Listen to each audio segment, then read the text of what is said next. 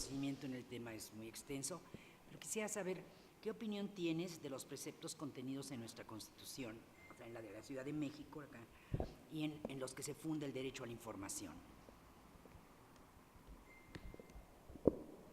Adelante.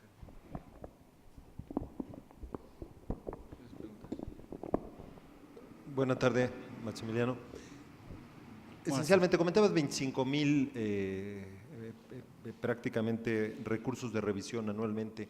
Independientemente de las diferentes variables o criterios que hay, ¿por qué se genera esto? Porque no quieren responder los entes obligados, no saben responder, no hay capacitación o no hay información. Pero desde tu perspectiva, ¿qué le hace falta al sistema InfoDF para evitar que esto se genere, pero sobre todo que se haga un uso incorrecto de esta herramienta, ¿no? Escuchábamos en procesos anteriores que 40% de ellos no recogen su solicitud y datos como estos. ¿Qué recomendación podrías hacernos para mejorar el sistema? Muchas gracias. Yo quisiera hacer una pregunta. En tu exposición hablabas sobre la situación actual del instituto y ante la ausencia del Pleno, que el INAI asumió una facultad de atracción de las resoluciones del Instituto de Transparencia de la Ciudad, pero te faltó mencionar ahí que hubo un amparo de una juez que echó para atrás esa resolución. Entonces, ¿cuál es tu opinión sobre ese diferendo ante la ausencia del instituto local, que una juez haya decidido que estaba vulnerado el derecho a la transparencia y que no podía asumirlo de manera supletoria el INAI? ¿Alguien más? ¿No? Bueno, entonces tienes 5 minutos para… Muchas gracias. En la primera pregunta se solicita dar un ejemplo de acceso a la información bajo una lógica de derechos humanos. Cabe mencionar propiamente que el acceso a la información pública se establece ya a nivel constitucional como un derecho humano, un derecho universal para todas las personas, y comprende solicitar, investigar, difundir, buscar y obtener respuesta a lo que se solicita. De ejemplo habría muchos. Es importante mencionar que un ejemplo que puedo dar es general, no específico con un nombre de un solicitante. Un ejemplo general es tener acceso a toda la información de las obligaciones de transparencia de cada sujeto obligado a la Ciudad de México, con el fin de poder evaluar el operado, las acciones, las decisiones de cada sujeto obligado a sí mismo, del gobierno y de todas las instituciones públicas. En el sentido, el derecho humano de tener acceso a la información pública con el fin de evaluar la gestión pública. Este es un ejemplo de derecho humano de solicitar y recibir información. ¿Qué es un dato personal y qué es un dato sensible? Según la definición que nos marca la ley de datos personales en posesión de sujetos obligados de la Ciudad de México, un dato personal se refiere a toda la información alfabética, numérica, acústica y de cualquier otro tipo concerniente a una persona física identificada o identificable. En este sentido, para que lo pueda explicar en maneras más sencillas, porque a veces las definiciones normativas dejan a muchas personas una parte de interpretación. Identificada, cuando nos permite de manera directa identificar el titular de los datos personales. Un ejemplo, el nombre. En un grupo de personas, conocer el nombre, que es un dato personal, nos permite de manera inmediata identificar el titular. Un dato identificable es cuando de manera indirecta podemos identificar a una persona. Un ejemplo, una huella digital es un dato personal, pero que no nos permite de manera inmediata o directa identificar. Necesitamos un mecanismo adicional, en este caso específico, una base de datos, una aplicación. Entonces, en ambos casos, identificado e identificable son datos personales. Ahora, ¿qué son los datos sensibles? Son datos personales que hacen referencia a la esfera más íntima del titular de los datos personales. Son estos datos que su publicación indebida podrían generar un daño, una afectación, asimismo, un daño a una persona física. Y de manera enunciativa, espero tener el tiempo, los datos sensibles de manera enunciativa son la ideología política, la preferencia sexual, los datos de salud, asimismo origen étnico o racial, también los datos biométricos, los datos genéticos. Estos son de manera enunciativa y general los datos sensibles. ¿Qué opino sobre la Constitución de la Ciudad de México en relación naturalmente al derecho de acceso a la información? Cabe mencionar que la Constitución entra en vigor en su totalidad propiamente el 17 de septiembre de este año y es una carta de derechos. Por lo tanto, de igual forma que la Constitución Política de los Estados Unidos Mexicanos establece el derecho de acceso a la información como un derecho humano, un derecho universal para todas las personas. Como se pregunta también qué opino sobre la gran cantidad de recursos de revisión que se están recibiendo en el instituto. Un recurso de revisión es una controversia ciudadana. Cuando el solicitante no se encuentra conforme a la respuesta, a la falta de respuesta, a la respuesta parcial. En ese sentido, la solución es dar seguimiento a los sujetos obligados que más reciben recursos de revisión, dar seguimiento, entender por qué hay falta de respuesta, por qué la respuesta es parcial. En fin, ¿qué opino? El diputado Castillo pregunta, ¿qué opino sobre el asunto que el INAI desde el mes de mayo está atendiendo la resolución de los recursos de revisión del InfoDF?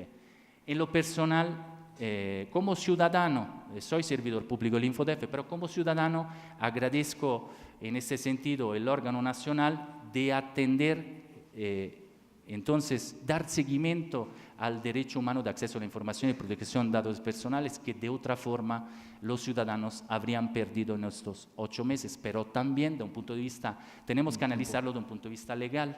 Se pronunció un tribunal administrativo, el INAI se estableció que no tiene facultades, atribuciones en el ámbito local de la Ciudad de México. Muchas gracias a todas y a todos. Muchas gracias. Por nuestra parte sería todo. Muy buenas tardes. Muchas gracias. ¿Se encuentra Oropesa Rodríguez Jorge? Sí, muy bien. Qué puntuales son ustedes. ¿Quieren receso o le seguimos? ¿Sí, le seguimos? ¿Le seguimos, diputado? Dale. Tu exposición, Jorge, ¿verdad? Sí. Tu exposición es a las 6:30, son 5:53. ¿Tienes algún problema con que iniciemos antes? No, ninguno. No, muy bueno. Le pregunto para que todo sea transparente y equitativo. Bueno, pues muchas gracias por estar aquí con nosotros, Jorge. Bienvenido al Congreso de la Ciudad de México. Te presento a mis compañeras, compañeros diputados, los compañeros integrantes, Leonor Gómez, Víctor Hugo Lobo, Guillermo Lerdo de Tejada, integrantes de la comisión, el secretario Mauricio Taben, nuestra vicepresidenta Lilia Eugenia Rosbach y tu servidor Carlos Castillo, presidente, todos integrantes de la Comisión de Transparencia y Combate a la Corrupción. Y bueno, pues te comento, como tú ya sabes, tienes 10 minutos para hacer tu exposición. Posteriormente, de aquí de esta urna, vamos a sacar una pregunta aleatoria que pues la gente nos hizo llegar a través del sitio de internet y vía correo electrónico, la ciudadanía en general. Algunas compañeras y compañeros, si desean hacer algún comentario, observación, van a poder hacerlo. Y posteriormente vas a poder llevar a cabo un mensaje final de 5 minutos. ¿Tienes alguna duda? No, ninguna. ¿No? Aquí en el iPad te voy a marcar el tiempo y cuando te quede 1 minuto te voy a mostrar una tarjeta y cuando se te acabe el tiempo te voy a mostrar esta otra. ¿Ok? Claro que sí. Sí. Pues buenas tardes, bienvenido y adelante. Gracias, buenas tardes a todos. Comienzo mi entrevista señalando cómo se encuentra estructurada mi presentación. Primeramente, comenzaré con los retos que enfrentará el nuevo Instituto de Transparencia para después pasar al plan de trabajo y terminar con el perfil que tengo como comisionado ciudadano. Así, el InfoDF actual de Transparencia de la Ciudad de México tiene 3 grandes retos a los que se enfrenta. El primer reto es el con la ciudadanía, segundo reto con los sujetos obligados y tercer reto con los órganos del sistema nacional y local, tanto de transparencia como anticorrupción. En tal sentido, respecto del reto con la ciudadanía, este es el más importante que tenemos. Lleva ya más de 12 años el instituto y aún no hemos llevado a la ciudadanía a pedir información, aún no tenemos la suficiente gente que pide información y la gente que pide la información resulta ser que de lo que me he yo acercado, tiene un conocimiento, tiene una visión que es muy técnico el derecho, que las respuestas a las solicitudes y resoluciones de recursos de revisión son muy extensas, poco concretas y sin un lenguaje ciudadano. Además, que la publicación de información de Internet es muy confusa y es difícil de entender. Significa que no estamos llegando a la gente. La poca gente, o el porcentaje de gente que está llegando o busca información, no está teniendo la información que requiere. Esto ha provocado una ineficaz rendición de cuentas en esta ciudad, ya que la gran mayoría que ejerce derechos es gente especializada en el tema, o universitarios para realizar tesinas, realizar tesis, pero se trata de derechos humanos que tenemos que tener en cuenta esta parte y a lo mejor se ha perdido esta parte en el info, de tal forma que tenemos que buscar encontrar a la gente que sea útil la información, cómo hacer que en una vida diaria de las personas le vamos a dar la información. Por lo tanto, se ofrece o se propone un acercamiento para conocer las necesidades de información de toda la ciudadanía, es decir, aquella gente no organizada, pueblos originarios, gente que no la hemos captado. Tenemos también la posibilidad ahora por ley de crear la Oficina de Atención Ciudadana. Esta Oficina de Atención Ciudadana podemos con ella llegarnos de gente.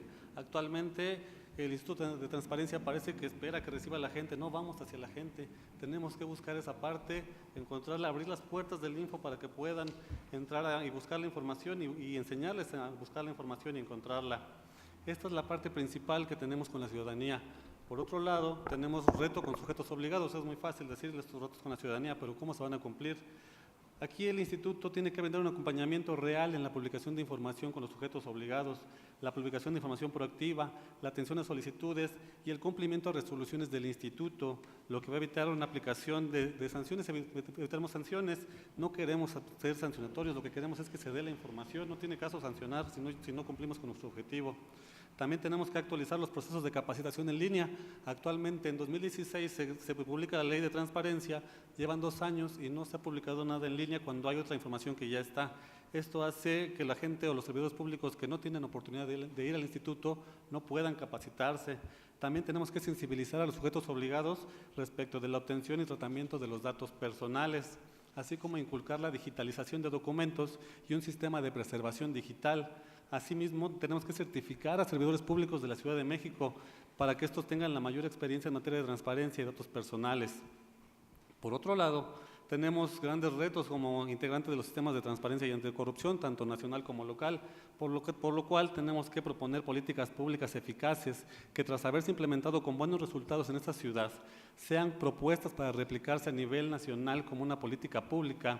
Asimismo, tenemos que cumplir con el Programa Nacional de Transparencia, PROTAI, y Programa Nacional de Protección de Datos Personales, que convergen ambos en lograr que sujetos obligados cumplan sus obligaciones de las materias.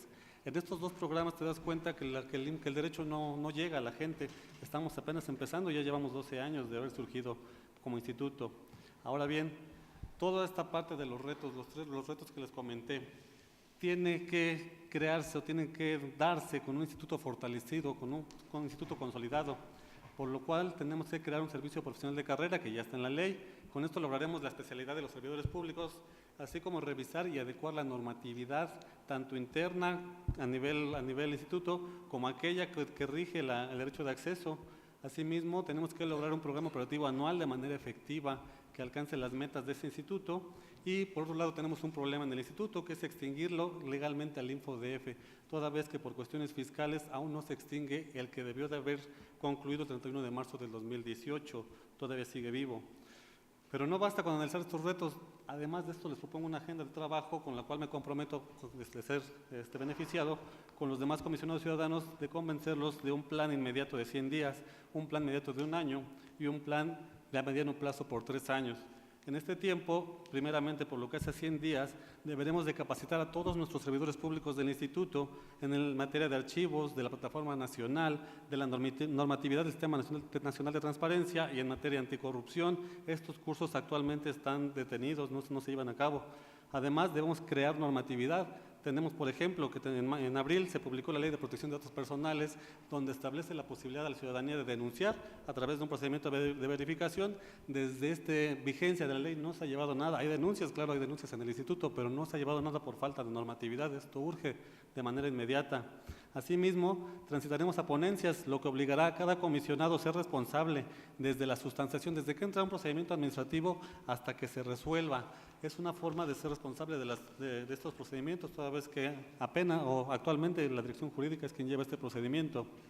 Por otro lado, debemos de reestructurar los eventos del instituto, como ferias de transparencia, seminarios, conversatorios, para asegurarnos que realmente lleguen al público objetivo, que es a la gente. Actualmente hay que analizar esa parte. Debemos proponer a esta comisión reformas a la ley que permitan, como les comentaba, extinguir debidamente al instituto, y por otra parte tenemos pendiente el nombre del instituto. La ley marca un nombre y la Constitución marca otra. Quizá falta reformar para poder contar con certeza jurídica al respecto, y también respecto del artículo 62 de la Ley de Transparencia, todavía sigue mencionando que son 7 comisionados los que integrarán el Instituto de Transparencia. Falta modificarlo para ajustarlo a que sean 5. También debemos realizar acciones para conocer las necesidades de información de grupos vulnerables, originarios y sociedad no organizada, y daremos apertura en estos 100 días a la Oficina de Atención Ciudadana. Asimismo, por 1 año se pondrá en marcha el sistema profesional de carrera en el instituto, se realizarán resoluciones más sencillas para que la ciudadanía las pueda entender y se digitalizarán todos los archivos del instituto. Asimismo, se elaborarán cursos en línea actualizados. Así, a efecto de evitar los recursos de revisión, tenemos que analizar aquellas inconformidades que se plantean en estos recursos para que podamos dar una capacitación focalizada a todos los sujetos obligados, y fortaleceremos el cumplimiento de las obligaciones de transparencia y transparencia proactiva. Finalmente, además de que todo esto se va a realizar de manera permanente, en 3 años deberemos certificar a los servidores públicos de la Ciudad de México, integrar las materias de acceso a la información y protección de datos personales en las universidades públicas y privadas de esta ciudad, y lograr con esto una efectiva difusión del instituto para con la sociedad. Este plan se ve fácil, se ve complicado. ¿Por qué lo puedo hacer? Porque llevo 9 años en el instituto. Actualmente formo parte o dirijo la Subdirección de Servicios Legales, donde he realizado diversas actividades. Entre ellas, conozco la normatividad, conozco la aplicabilidad de los criterios que el INAI tiene ahora con los criterios de atracción, los órganos jurisdiccionales, con este amparo que comentaba hace un rato el diputado. Conozco los criterios de los 2 plenos, llevo todo este tiempo en el instituto. Además, me brindo asesorías en materia de transparencia y acceso a la información pública a todas las áreas del instituto y a los sujetos obligados directamente. He sido asesor de comisionados ciudadanos que han intervenido en las comisiones del Sistema Nacional de Transparencia. Además, formo parte del Comité de Transparencia con derecho a voz y voto, y este comité tiene gran responsabilidad para definir las propuestas o la información que va a ser clasificada, ya sea como reservada o como confidencial. Además, brindo cursos de capacitación cada 15 días en materias de solicitudes de información, clasificación de información, realización de versiones públicas y recursos de revisión, inculcando con esto siempre la apertura gubernamental y concientizando a la gente de que se trata de derechos humanos que deben llegar a la gente de manera fácil y accesible.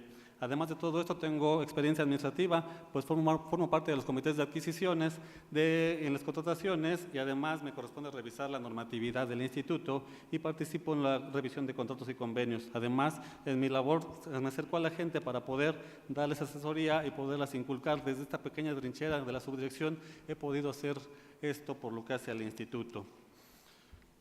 Por mi parte es todo.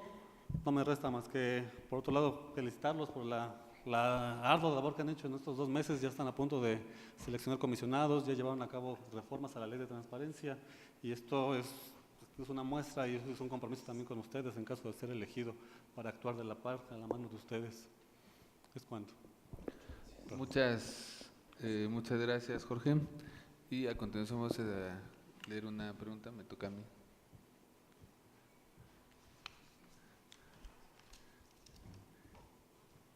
Y bueno, dice, ¿considera que el historial de construcciones de los edificios de la ciudad debería de ser público y por qué? ¿Alguien que quisiera hacer una pregunta? La diputada León.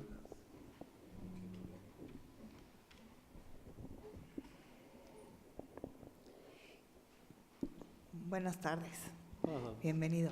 Me gustaría que nos dijeras qué facultades tiene el Pleno del Instituto en materia regulatoria.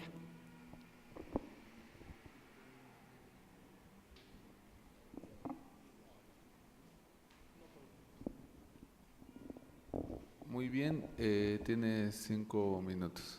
Ok. Adelante. Muchas gracias. Por lo que es el historial de construcciones, si debe de ser público, creo que sí, debe ser público en parte. Tiene que analizar esta parte de la información confidencial que pueda tener estos historial de construcciones. Sin embargo, en su mayoría es un documento que debe ser público a efecto de que la ciudadanía tenga conocimiento respecto de todas las construcciones que hay en la Ciudad de México importantes.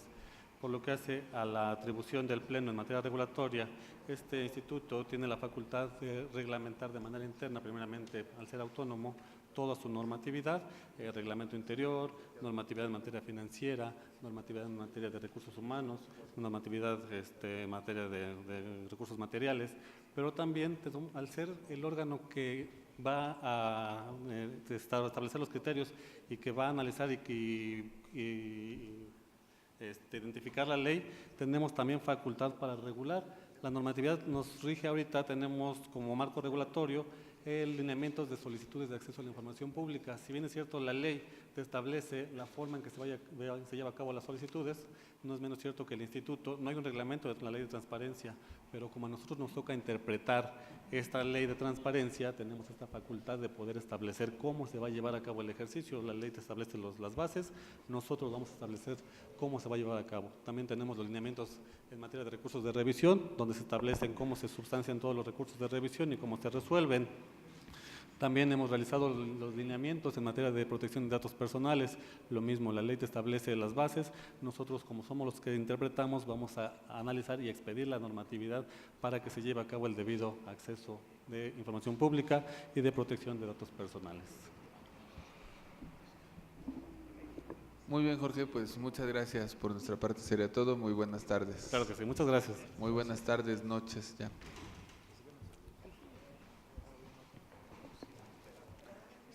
¿Se encuentra Noriega González Alejandro?